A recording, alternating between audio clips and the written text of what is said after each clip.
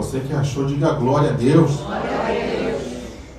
Diz assim a palavra do Senhor: porque eu recebi do Senhor o que também lhes entreguei, que o Senhor Jesus, na noite em que foi traído, pegou um pão, e tendo dado graças, o partiu e disse: isto é o meu corpo que é dado por vocês.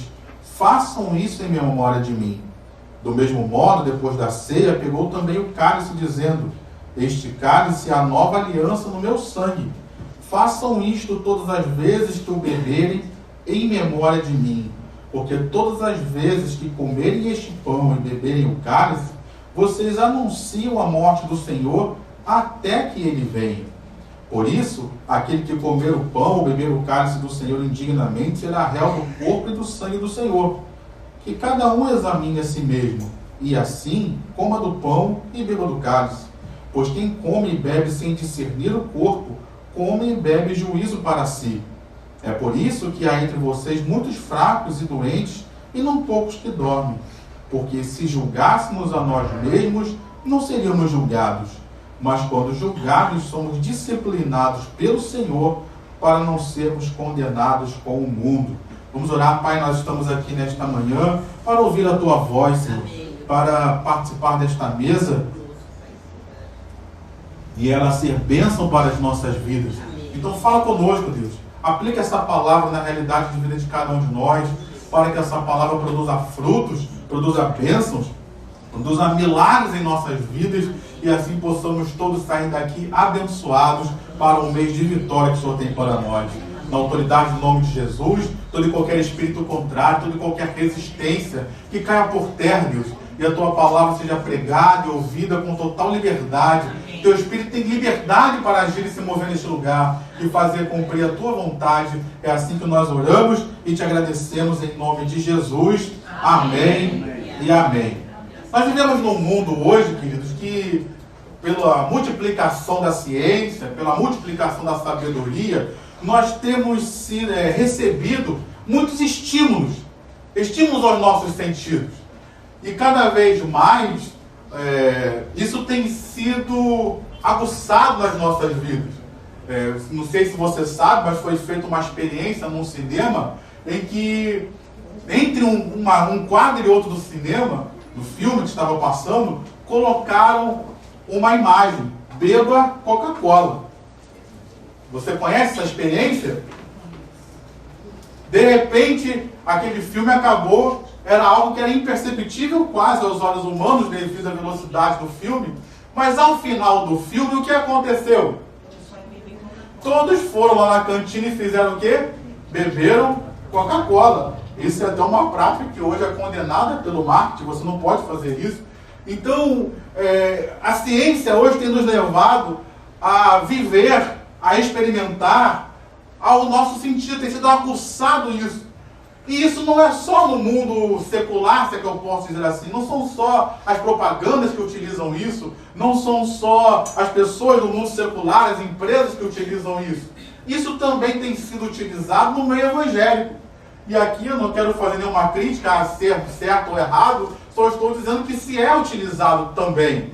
E pensando sobre isso, muitos cultos, muitos eventos gospel, muitos eventos evangélicos têm sido utilizados também de técnicas para aguçar os nossos sentidos, para mexer com nossos sentidos, o nosso sensorial. E isso é feito através de iluminação, isso é feito através de tipos de som, batidas musicais, isso é feito através de cheiros. Por exemplo, você vai a alguns eventos evangélicos, tem fumaça, e aquela fumaça ela produz um cheiro também. E tudo isso são sensoriais, que são aguçar os nossos sentidos, nos levar a sentir algo que possa ser percebido de forma natural.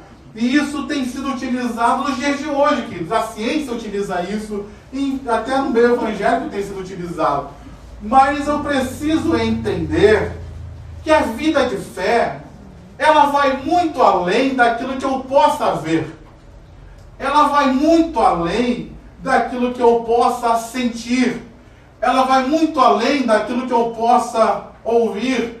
O mundo espiritual, a vida no reino de Deus, ela excede aquilo que é sensorial. e ela tange, ela toca aquilo que é sobrenatural, que vai além daquilo que possa ser percebido, que vai além daquilo que eu possa ser provocado por atitudes humanas. E Deus, Ele nos chama a viver, vamos dizer assim, nessa dimensão. Ele chama a cada um de nós a vivermos dentro dessa realidade, que vai além daquilo que se possa ver, que vai além daquilo que se possa sentir. E esse, eu acredito, que é uma das grandes dificuldades que nós temos hoje para viver pela fé. Porque a fé é exatamente contraditória àquilo que se vê.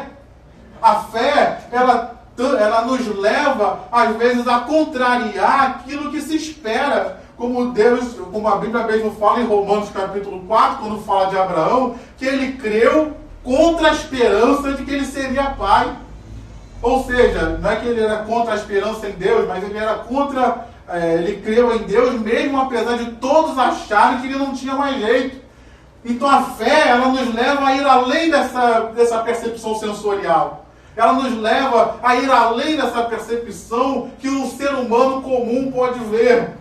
Deus nos chama a viver não só de forma natural, porque você está no mundo, mas a fé nos leva também a viver de uma forma sobrenatural. E é isso que Deus nos chama hoje a viver. Hoje eu e você não fomos chamados para viver só reféns daquilo que vemos, daquilo que podemos sentir, daquilo que nós podemos ouvir. Mas Ele nos chama para nós vivermos debaixo da graça, pela fé em Cristo Jesus, para vivermos uma realidade ou transformarmos a realidade que estamos vivendo debaixo do poder de Deus. Diga amém. Amém. É por isso que muitas pessoas têm dificuldade de estar num culto como esse. Porque elas vão em certos lugares e tem todo esse movimento que mexe com os sentimentos dela. Mexe com aquilo que é visível. Mexe com aquilo que se pode perceber. E a gente é atraído por isso, porque isso mexe com a gente por dentro também. Mas quando chega na fé, você é chamado para viver não por aquilo que você sente, não por aquilo que você vê, mas você é chamado para viver por aquilo que você crê. Amém. E aquilo que você crê que precisa influenciar aquilo que você sente, e aquilo que você crê que precisa influenciar aquilo que você vê. Amém. Primeiro eu creio, queridos. Depois as coisas mudam do lado de fora. Amém? Amém. Então Deus, Ele tem um trabalho conosco diariamente, que é nos levar a crer nele. E foi o que Jesus fez junto dos seus discípulos desde que quando ele iniciou o seu ministério. Ele estava iniciando o ministério, estava provando para aqueles discípulos que ele era digno de confiança e que eles poderiam confiar nele para que eles vivessem aquilo que ele estava dizendo. Então hoje você tem sido provado, você tem sido passado por algumas situações, por algumas aflições, tem vivido até situações contraditórias. Deus está usando essas situações na minha e na sua vida para provar que Ele é Deus, para provar que Ele é digno de confiança. Ele está usando essas situações na minha e na sua vida para a gente aprender a viver pela fé, não refém daquilo que nós vemos ou sentimos, mas sim debaixo da fé e do poder de Deus que está sobre as nossas vidas. Diga amém se você está me entendendo. Quer aplaudir? Aplauda o Senhor no seu melhor.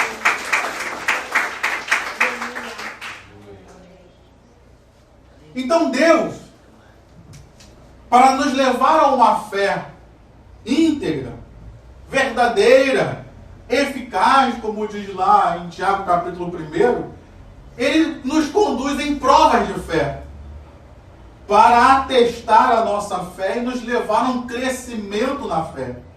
E aí eu queria olhar para esse texto que nós lemos, eu não vim para esse texto à toa, eu queria olhar para a vida do nosso Senhor Jesus e aprender com Ele. Porque o texto nos mostra que Jesus, na noite em que foi traído, Ele celebrou a ceia. Na noite em que foi traído, Ele obedeceu ao Senhor. E essa é uma prova de fé, queridos. Obedecer a Deus no meio das aflições. É uma prova de fé. Se nós olharmos, aqui chama de noite, mas a Bíblia vai chamar a noite, lá em Gênesis diz que no princípio Deus criou os céus e a terra, chamou a luz de dia, e a noite, qual é que era a noite? Alguém falou em trevas, chamou as trevas de noite. Então a noite na Bíblia tem um simbolismo muito de aflição, de tempo difícil, de tempos em que a gente passa por situações desagradáveis. E Jesus, no meio da sua noite, que ele estava ali para morrer pelos nossos pecados, ele ainda foi traído. Passar numa noite, ainda passar por uma traição, olha só que situação adversa. E quem foi que traiu Jesus? Foi um inimigo? Foi Judas, está certo? Mas foi um inimigo? Foi o Império Romano? Foi um amigo, um discípulo, alguém próximo, alguém junto. Olha só que situação adversa, queridos. Aí vale uma pergunta. Quem nós somos quando as coisas não saem como a gente esperava? Jesus estava ali numa noite sendo traído. Olha que prova de fé. Ele poderia ter falado, quer saber de uma coisa? Eu vou abandonar tudo, vou voltar para o Pai. Esses humanos aí que se virem. Mas ele foi obediente até a morte, morte de cruz. Ele manteve a sua fé, a sua fidelidade, a sua obediência a Deus, mesmo nos momentos de aflição e dor. Tem um pastor que eu acho interessante, algo que ele comenta, porque ele diz que para você viver um milagre, para você ser curado, precisa de fé. Sim ou não? Sim. Sim. Mas para você enfrentar uma enfermidade e manter a sua comunhão com Deus, também não precisa? Sim. Também, queridos. Então a gente vê aqui que tem muitas pessoas que só têm fé para viver os milagres. Só tem fé para quando a vida vai tudo bem. Só tem fé quando as coisas acontecem do jeito que ela quer. Mas no momento que algo adverso acontece, no momento que algo sai diferente daquilo que ela esperava ou queria, a fé dela se esvai. E nessa manhã Deus nos trouxe aqui para dizer, Deus quer que a gente permaneça crendo nele, permaneça com fé. Quando tudo vai bem, diga glória a Deus. Mas se passar por aflição, eu vou permanecer com a minha fé em Deus. Eu vou permanecer confiando em Deus, porque eu sei que Deus é comigo, apesar das aflições. Diga amém. Esse é um dos grandes desafios hoje dos cristãos, queridos. E é por isso que hoje nós vivemos um tempo de muito rotatividade nas igrejas e até esvaziamento. Porque muitos esperam que as coisas aconteçam do jeito deles. E no momento que as coisas saem diferentes, na primeira prova de fé, muitos já desistem, muitos já abandonam, muitos até se revoltam contra Deus por causa de situações e aflições que passaram. Nessa manhã, eu não sei o que você está vivendo. Talvez você esteja vivendo momentos difíceis. Talvez você esteja em meio a algumas noites. Talvez você esteja enfrentando problemas, seja na área financeira, seja na sua saúde, seja na área familiar, profissional, não sei, ministerial, na área espiritual, não sei, queridos. Mas uma coisa eu sei, confia em Deus. Às vezes Deus permite essas coisas para a gente aprender a confiar nele. Como diz lá em Deuteronômio, no capítulo 8, Deus diz, eu conduzi vocês ao deserto para saber o que estava em seu coração, se temeriam a mim ou não. E talvez essas provas de fé que eu e vocês estejamos passando, é Deus mostrando para nós, confia em mim, não me larga, não me abandona, porque eu tenho o melhor para a sua vida. Aprenda a confiar em mim nos momentos bons, mas aprenda também a confiar em mim nos momentos difíceis, porque eu sou a solução, eu sou a saída, eu sou o teu escape em todas as situações. Diga amém. O Senhor é o meu pastor, nada me faltará. Tem algumas versões que hoje em dia já tem trazido, o Senhor é o meu pastor, de nada sentirei falta, dando o sentido de que a presença e o cuidado de Deus são suficientes na minha e na sua vida. Talvez você esteja vivendo o seu melhor momento. O Senhor é o meu pastor, Ele me sustenta, Ele é suficiente. Eu estou vivendo um bom momento, graças a Deus, mas não é isso que preenche a minha alma. O que preenche a minha alma é a presença do meu Salvador, e isso não muda nas situações e circunstâncias da vida. Está tudo bem, o Senhor é meu pastor, eu não sinto falta de nada. Na hora da aflição e da luta, o Senhor continua sendo meu pastor, e Ele continua sendo suficiente na minha vida, porque o meu coração não está nas circunstâncias, o meu coração está em Deus, e se está em Deus, nada me faltará. Ele é suficiente. Fé, queridos, para permanecer obediente no meio das lutas. Fé para permanecer obediente no meio das provações. Fé para permanecer obediente mesmo diante das contrariedades da vida. Quem já passou por contrariedades na vida? Só 2 ou 3. Todos nós, queridos. Se nós vivemos no reino de Deus e pertencemos a Deus, em algum momento a sua vontade vai ser contrariada. Se a sua vontade nunca é contrariada, questione-se. Talvez não seja Deus que você esteja servindo, mas a você mesmo. Então Deus permite essas situações para a gente aprender a crer nele. Deus permite essas situações para a gente entender que Ele é o nosso Deus. E a gente precisa aprender a confiar nele, mesmo diante das situações difíceis que a vida apresenta, porque a vida vai apresentar situações difíceis. Ah, pastor, vou te amarrar aí. Pode amarrar, meu irmão. Você pode até me amarrar, mas você não pode amarrar a palavra de Deus. E Jesus disse que nós passaríamos por aflições. E Deus é capaz de usar essas coisas para nos fazer crescer. Amém? Amém. Mas uma segunda coisa que eu preciso falar, e também está no texto, é que diz assim, versículos 24 e 25, ele faz 2 afirmações citando Jesus. Ele diz, isto é o meu corpo. E no versículo 25 ele diz, isto é o meu sangue. Ao olhar para o cálice, é algo natural, queridos. É algo que eu posso pegar, o pão também, né? Eu posso pegar, é algo que é visível.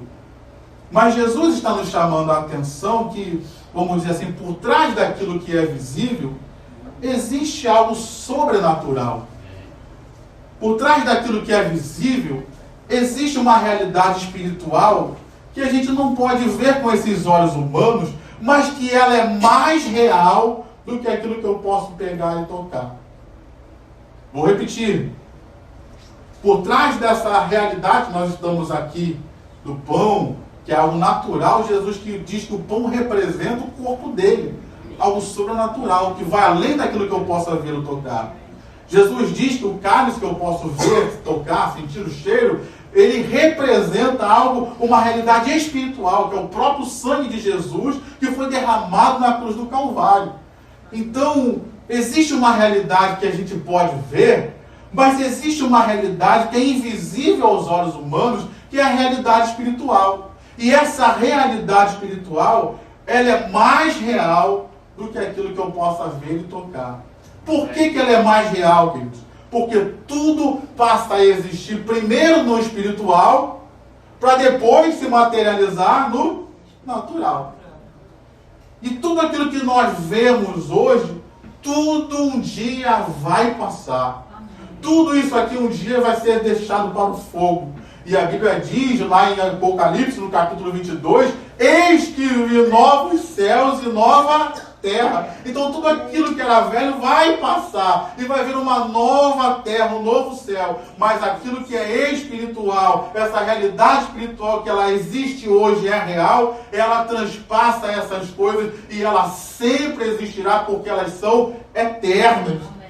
Então isso é mais real, porque aquilo que eu vejo, que eu toco, um dia vai passar. Mas a realidade espiritual, ela é eterna, ela permanece para sempre. Por isso ela é mais real. E Jesus nos chama a atenção para isso nesse texto. Eu preciso viver uma realidade de vida que me leve a viver além daquilo que eu enxergo, mas eu viver dentro dessa realidade espiritual que é real, que existe, e eu preciso viver debaixo disso.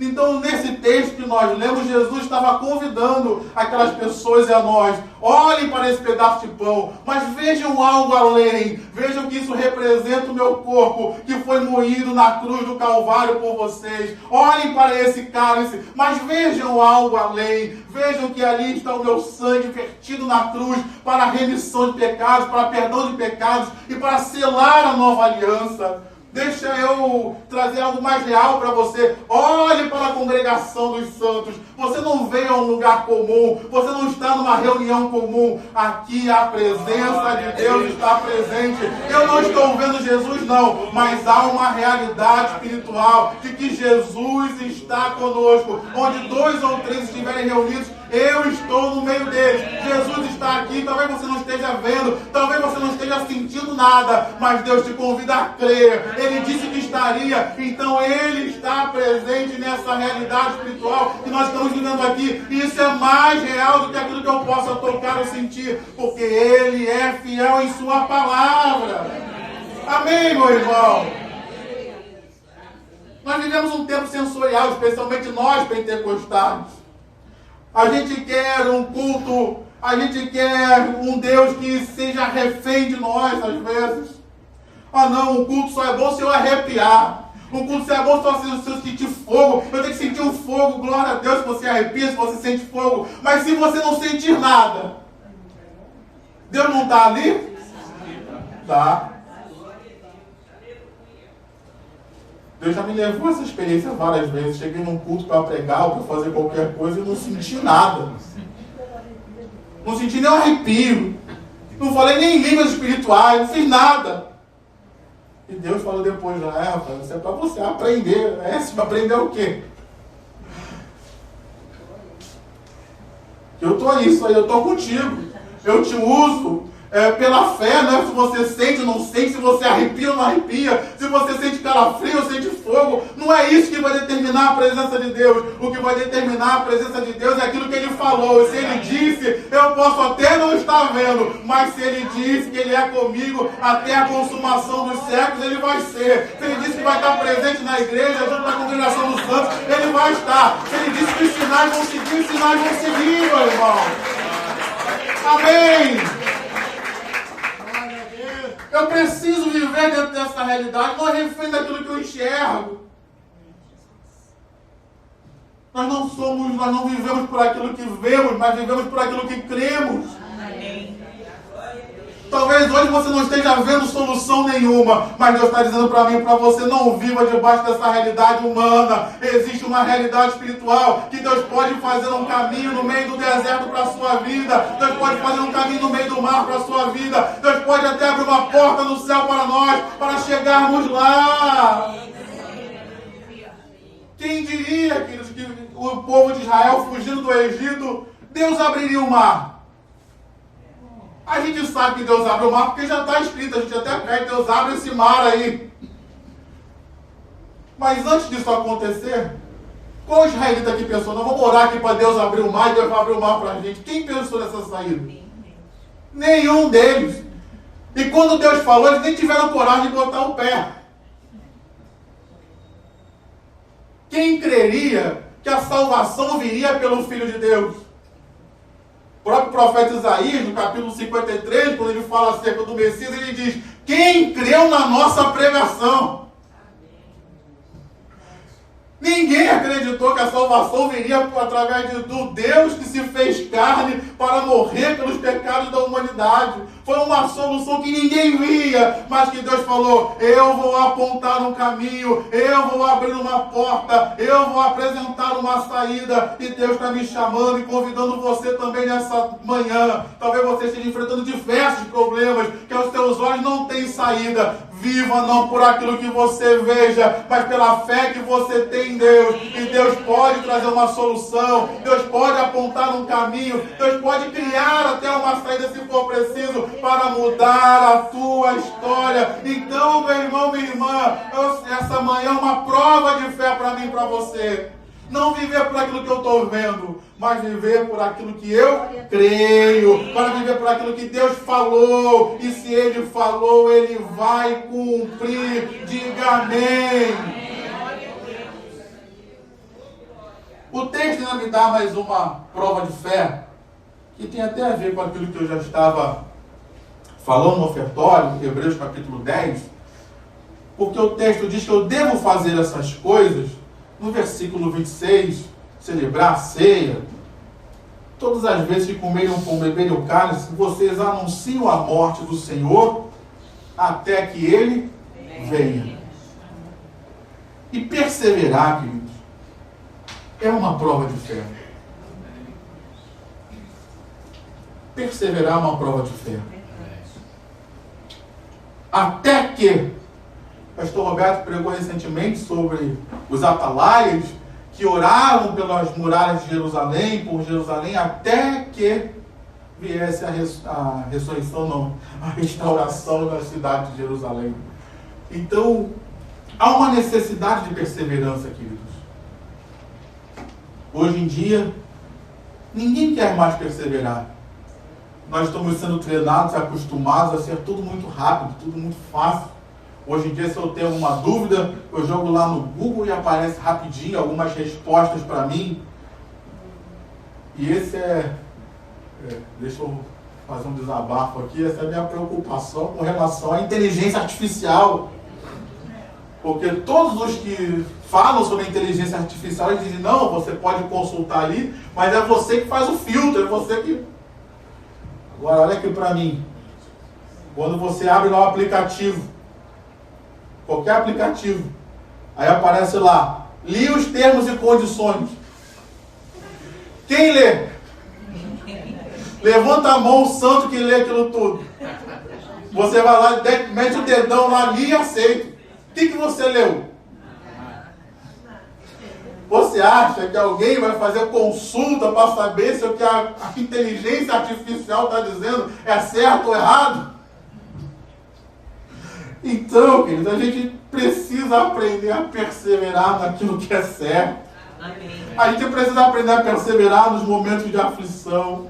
A gente precisa aprender a perseverar até que Deus cumpra a sua palavra. Deus falou alguma coisa para você, Deus prometeu alguma coisa para você, Ele vai cumprir, meu irmão. Ele não esqueceu da sua palavra, Ele não esqueceu daquilo que Ele te prometeu, aquilo que Ele falou, Ele vai cumprir, mas é necessário que a gente persevere. Persevera um pouco mais, meu irmão, porque a nossa salvação, os nossos milagres, as nossas bênçãos estão mais próximas do que nós esperamos ou pensamos. Então persevera, meu irmão. Persevera, minha irmã. Em especial, eu preciso perseverar, mas em especial, eu preciso perseverar na minha fé em Jesus e permanecer na casa de Deus, querido. Amém. Permanecer com a minha fé em Jesus, uma fé ativa, uma fé viva. Porque hoje tem muitas pessoas que frequentam os cultos, mas não tem mais fé em nada. Você fala, Deus vai te abençoar, como se eu estivesse falando para a porta ali. A pessoa não reage, a pessoa não crê. E eu preciso guardar a minha fé. Por quê, queridos? Porque, como o texto diz, Jesus vai voltar. Quem ainda espera a volta de Jesus, diga Maranata. Diga, ora vem, Senhor Jesus. Jesus ainda vai voltar para buscar aqueles que são dele. E nós temos visto aí a nossa geração, melhor do que outras, tem visto aí as profecias e as palavras de Deus se cumprindo em nosso tempo, querido. E se está se cumprindo do jeito que está se cumprindo, é sinal de que está muito perto a volta do nosso Senhor e Salvador Jesus Cristo. Então não é hora de largar a fé, não é hora de abandonar a igreja, não é hora de abandonar o ministério. Essa é hora de a gente pegar mais firme na obra, é hora de a gente pegar mais firme na fé, fazer o que precisa ser feito enquanto ainda é tempo, meu irmão. Porque na hora que nós formos para a eternidade, lá não tem mais obra, lá não tem mais nada a fazer. Se você quer ser uma bênção, amém. Se você quer ser usado por Deus, amém. Diga: eis-me aqui, Senhor, e faça alguma coisa, enquanto ainda é tempo. Amém, meu irmão? Persevera no serviço, persevera na casa de Deus, persevera nos seus dízimos e ofertas, persevera na oração, meu irmão. Deus às vezes nos prova nisso, perseverar na fé, mesmo diante das demoras da vida. Essa é uma das lutas maiores que nós enfrentamos. Espera. Deus, Ele habita na eternidade. Nós não. O nosso tempo é escasso. Eu não sei, que o nosso tempo, além de ser escasso, eu não sei quanto tempo eu tenho. Para você fazer um cálculo assim, imagina que Deus te deu um cartão de crédito. Mas você não sabe quanto tem lá. Crédito de débito, você não sabe quanto tem lá. Você vai gastar. 1 hora pode ser o último real. E você passar lá e acabou o saldo. A vida ela é assim. Você sabe o saldo que você tem? Nenhum de nós. Talvez alguns aqui estejam olhando para a sua vida até pensando: eu já cheguei até muito longe, nem esperava ter chegado tão longe assim. Talvez alguns até pensem, né? Tive um livramento, Deus postergou, para eu ficar ali, mas a gente não sabe quanto tempo tem, querido. Então lidar com o tempo para nós é muito difícil. Mas Deus nos chama a perseverar. A carreira da fé não é uma carreira que se inicia e se para. A carreira da fé, como disse o apóstolo Paulo: eu combati o bom combate. Eu parei no meio da carreira, foi o que ele disse. A carreira estava muito difícil, o combate estava muito grande, eu parei para beber água, fiquei sentado e desisti. Foi isso que ele disse? Não. Ele falou: não, eu combati o bom combate, eu completei a carreira, eu fui até o final, eu não parei no meio do caminho, passei por luta, fui perseguido, eu passei por tantas coisas, mas eu fui até o final. E Jesus está dizendo para nós aqui nesta manhã: vamos até o final, vamos até o final com o Senhor. Eu vou perseverar no meio das lutas, eu vou perseverar no meio das aflições, eu vou perseverar no meio das coisas boas também, porque eu não vou deixar que nem as aflições, nem as coisas boas me tirem da presença do Senhor. Se eu tiver uma casa na praia, eu ainda assim vou estar na casa de Deus. Se eu tiver um barco maravilhoso, um iate, eu ainda assim vou permanecer na fé em Deus, porque nada nem ninguém vai me tirar da presença dEle, porque eu vou perseverar até o fim com o meu Senhor e Salvador, que morreu na cruz por mim. Se você crer nisso, diga amém e aplauda o Senhor com o seu melhor. Deixa eu falar sobre isso aqui. O tempo está acabando, queridos. Não só na minha mensagem, mas o tempo dessa terra está acabando. Nós estamos vendo profecias se cumprindo. Há alguns anos atrás, não muitos, era difícil se pensar na profecia se cumprindo, por exemplo, de que seria tirado, vamos colocar assim, o poder de compra de algumas pessoas, como a Bíblia diz, que aquele que não tivesse a marca da besta não poderia comprar nem vender. Seria tirado o poder de compra das pessoas. Isso hoje é possível?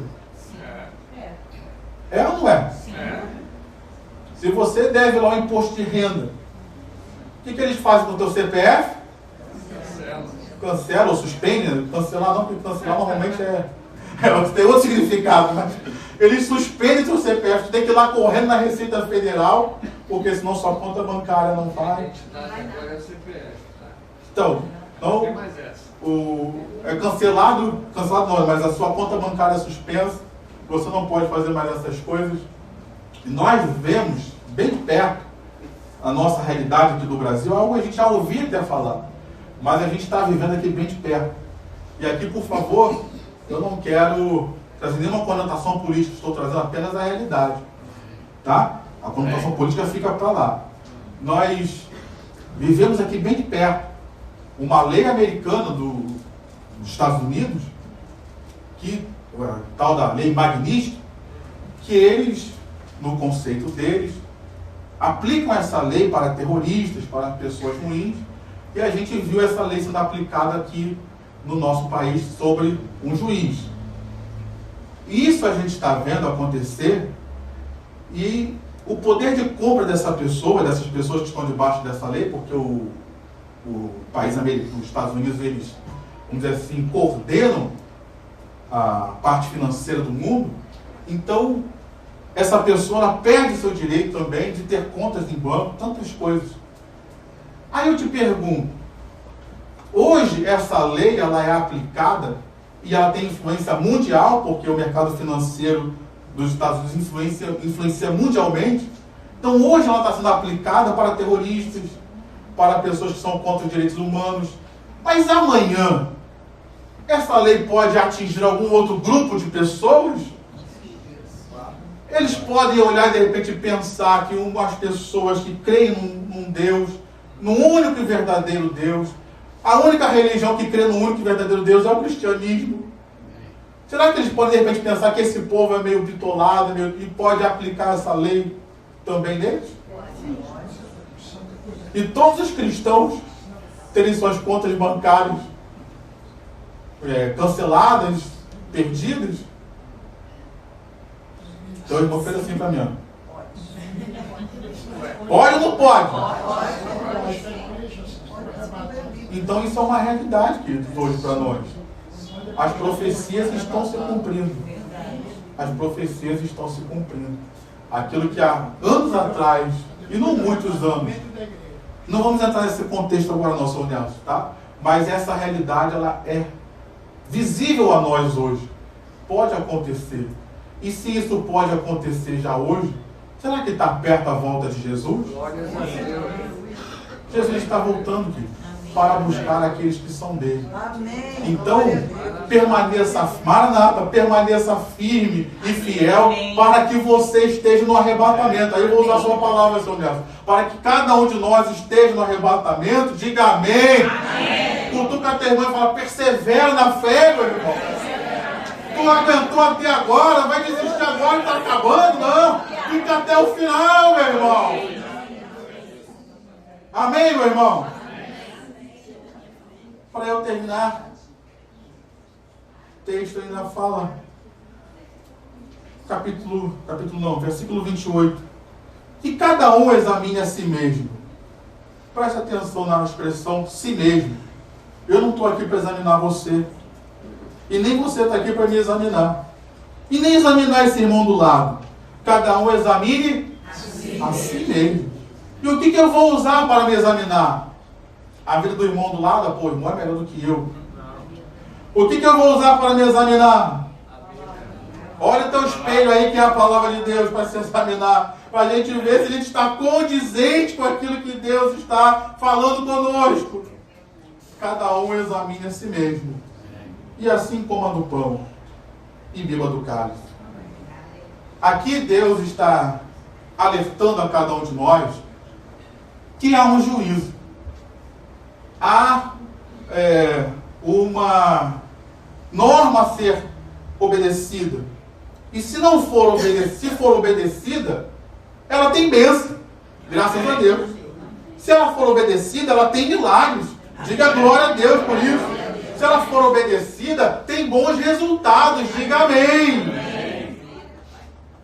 Mas a gente também não pode fugir da realidade de que se eu não seguir a norma, se eu não seguir a direção que Deus tem para a minha vida, também há consequências. E aqui o texto fala claramente de consequências presentes e consequências futuras. Porque ele fala, versículo 30, é por isso que há entre vocês muitos fracos e doentes, e não poucos que dormem. Fala de uma consequência já no tempo presente da desobediência, da rebeldia contra Deus. E no porvir, no finalzinho, ele fala, versículo 32, mas quando julgados, somos disciplinados pelo Senhor para não sermos condenados com o mundo. Fala de uma consequência eterna. Então, quando eu vivo em desobediência a Deus, quando eu vivo em franca rebeldia ao Senhor, há um resultado já nesse tempo presente. E no porvir, há um resultado também. E aqui Deus, na ministração da ceia, Ele faz questão de deixar essas coisas bem claras para nós.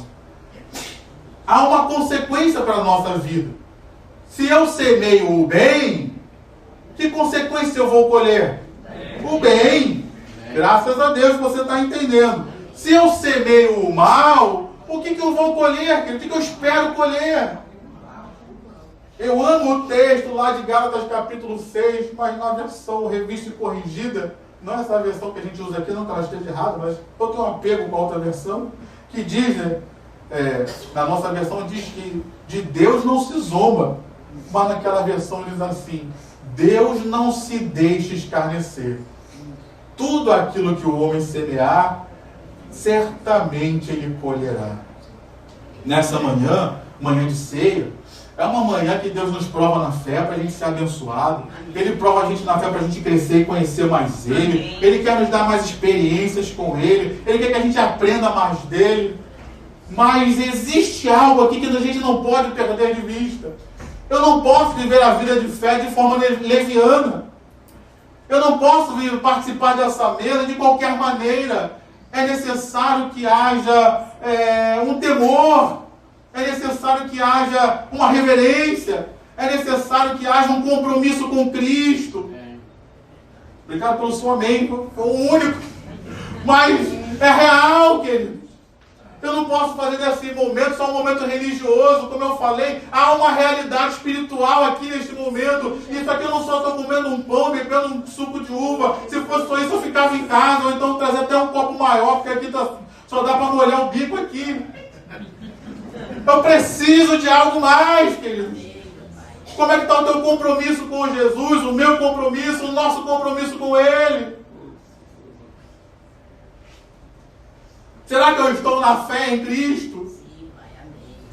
E será que a minha fé em Cristo está produzindo uma vida de forma agradável ao Senhor? Como a gente falava na escola bíblica ainda há pouco, a fé sem obras ela é morta. O pastor Roberto sempre fala isso aqui. Então, essa fé que existe em mim, que existe em você, ela precisa ser prática, ela precisa ser real. Amém. Não pode só ficar no âmbito da filosofia e do pensamento. A minha fé ela precisa tanger o sobrenatural e trazer para o natural e mudar a realidade de vida. Amém. Então, nessa manhã, Deus nos convida, Deus fala conosco, nos alerta.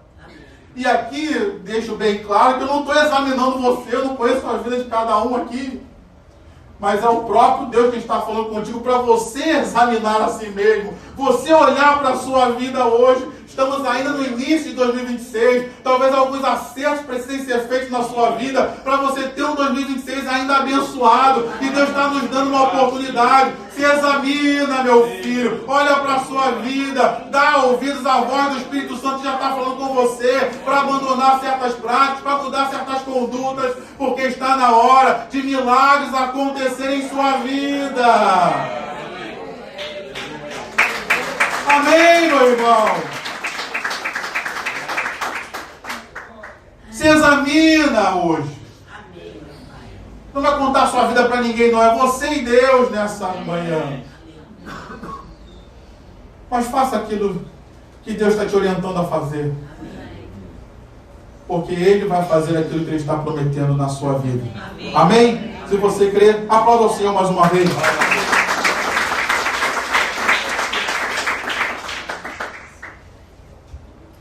Feche seus olhos. Estamos aqui nessa manhã, Pai. Manhã de milagres. Manhã de bênçãos. Manhã de comunhão com o Senhor. E como nós falamos aqui, essa palavra não é para condenar ninguém, mas é uma palavra para fortalecer a nossa fé. Amém. E corrigir talvez alguns pontos que precisamos corrigir. Porque o intuito de Deus, como diz o texto, é nós sermos disciplinados para um bom fruto nas nossas vidas. Então, Pai, nessa manhã, ao participarmos da mesa, que o Senhor se mova com total liberdade, que haja o mover do Teu Espírito e milagres aconteçam, ao que nós oramos e te agradecemos, em nome de Jesus. Amém. Você vai receber aí o cálice, o pão. Pegue o seu cálice e aguarde para que todos nós possamos participar juntos. Talvez você esteja nos visitando, não sei se tem algum visitante. A nossa igreja, a Nova Vida, a gente não é mesa fechada. Então se você está em comunhão com Jesus, você pode participar da mesa. Cheguei aqui em pecado, pastor. O que eu faço? Se arrependa. Larga a mesa do pecado. Larga a mesa do diabo. E venha para a mesa de Deus, para a mesa da bênção.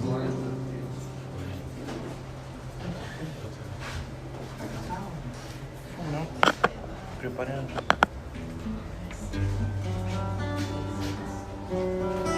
Você que já pegou seu cálice, feche seus olhos aí. Deixa Deus falar contigo. Só o Senhor pode nos convencer dos nossos pecados. E só Ele pode nos transformar para vencermos os nossos pecados.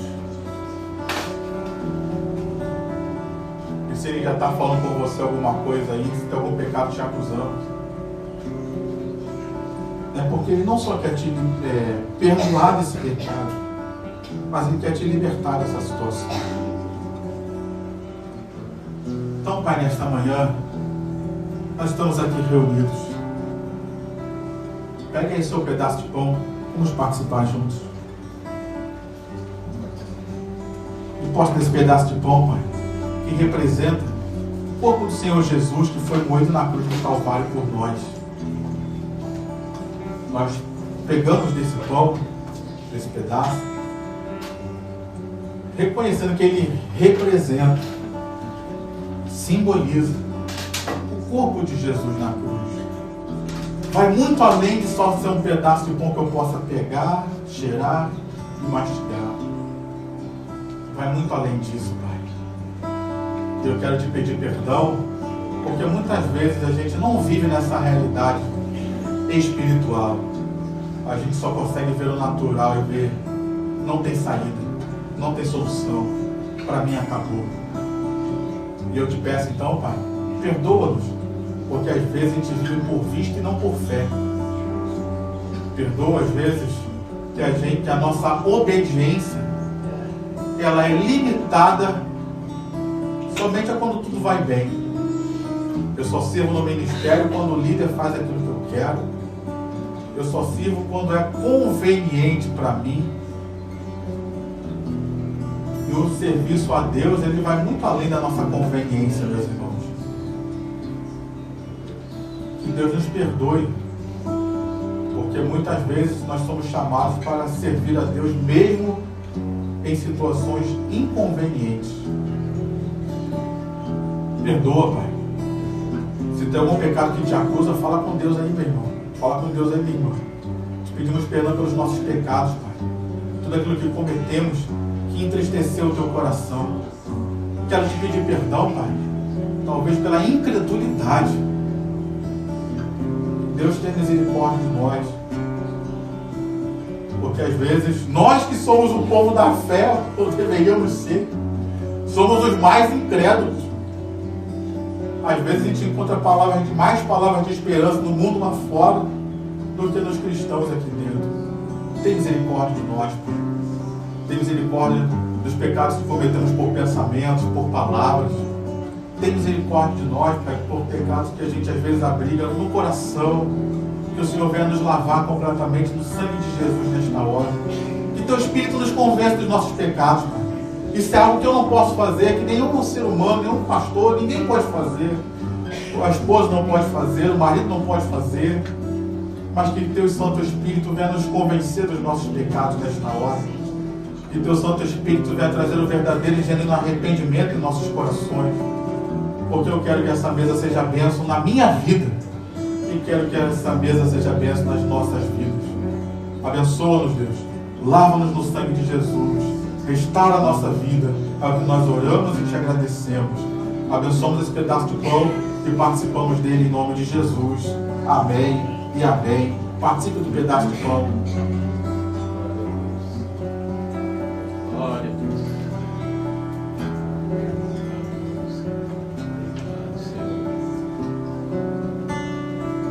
Diga graças a Deus aí no seu lugar. Diga aleluia. Obrigado, Senhor, por mais essa oportunidade de me dando participar da tua mesa, Senhor. Obrigado. Abre o seu cálice com cuidado.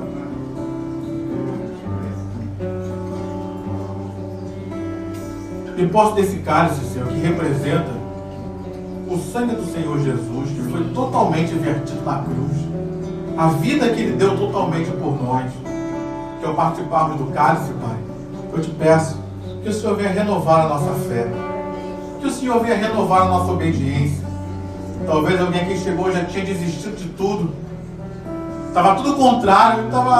Quer saber, não quero mais saber de igreja, de fé, de Deus, de ministério. Renova a nossa obediência, Pai, para permanecermos obedientes, mesmo diante das contrariedades da vida. Talvez alguém aqui está vivendo uma contrariedade, não pensou em desistir, mas eu te peço, fortalece a nossa obediência, Pai, para que esse irmão, essa irmã continue obedecendo, mesmo diante desses tempos de provação. Nos ajude a perseverar, Pai. Tira as escamas dos nossos olhos, assim como Eliseu um dia olhou pelo moço dele, dizendo: Senhor, abre os olhos dele, que nessa manhã o Senhor venha abrir os nossos olhos, Pai, para que a gente possa enxergar além daquilo que é natural, enxergar além daquilo que é visível, enxergar além daquilo que é possível sentir. Porque eu não fui chamado para viver de forma sensorial, humanamente falando, não. Eu preciso viver da forma da fé.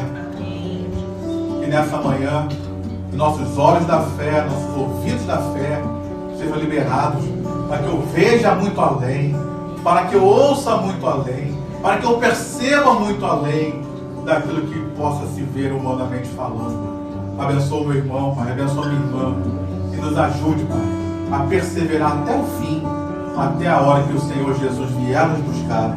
Assim nós oramos na benção desse cálice e participamos dele em nome de Jesus. Diga amém e participe do cálice.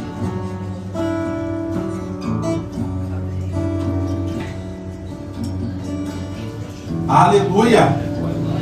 Glória a Deus! Graças a Deus!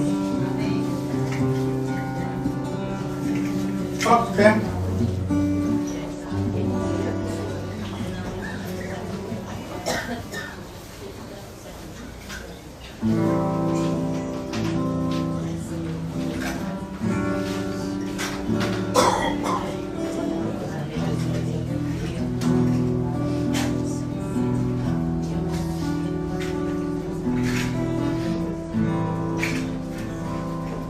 Dê a mão a esse irmão que está próximo a você. Dê a mão a essa irmã.